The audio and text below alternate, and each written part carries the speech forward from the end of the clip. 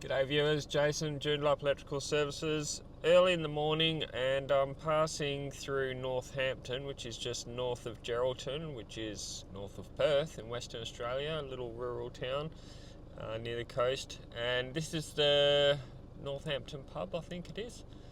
We've got a solar system up there, and that was actually installed by me and my staff. I think that was back in 2019, 2020.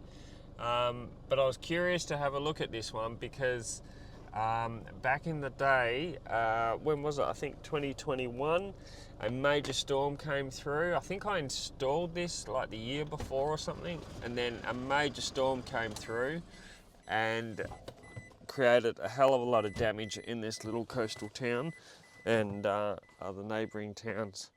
It was really bad, ripped roofs off buildings. It looks like that one's still possibly missing its roof. But I was curious to drive past here because I wanted to see if it still had all the original solar panels on it. It does look like that is my work. The inverter is an ABB. You can see it's in the sun a little bit up there, just on the veranda. And I remember this installation was a bit of a pain in the ass.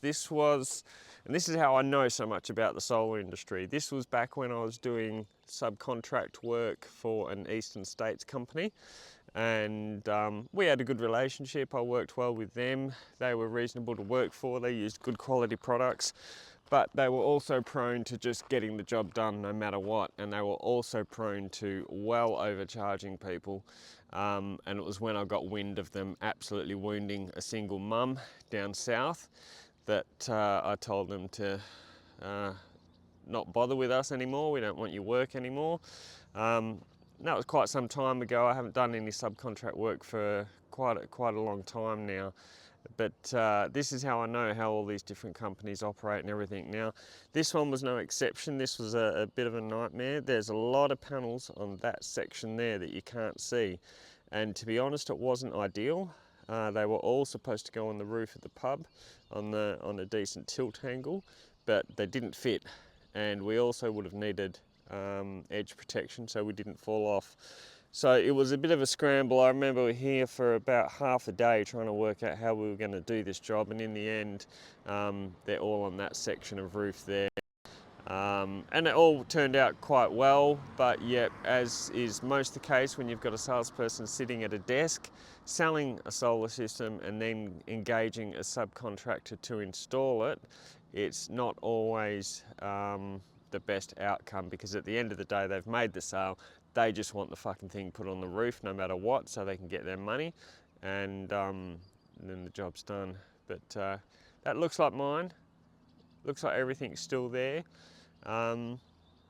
There's another good solar company around here in Geraldton. I think they're called Sun City Solar.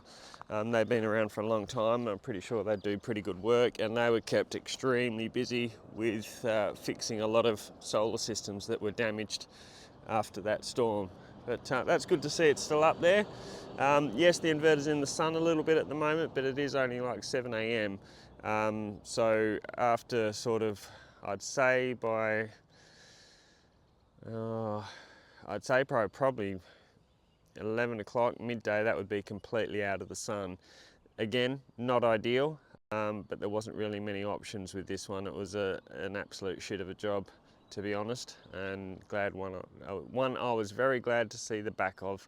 And as an installer, again, when you get these jobs from, retailers, and the job at hand is just to get it on and get out of there as quick as possible so you can get on to the next one, you tend to rush it and potentially do things that you may not ordinarily do. Not saying it's not compliant, it's fine, but just giving you a scenario of why sales companies engaging subcontractors to do work is not necessarily the best scenario for the best outcome.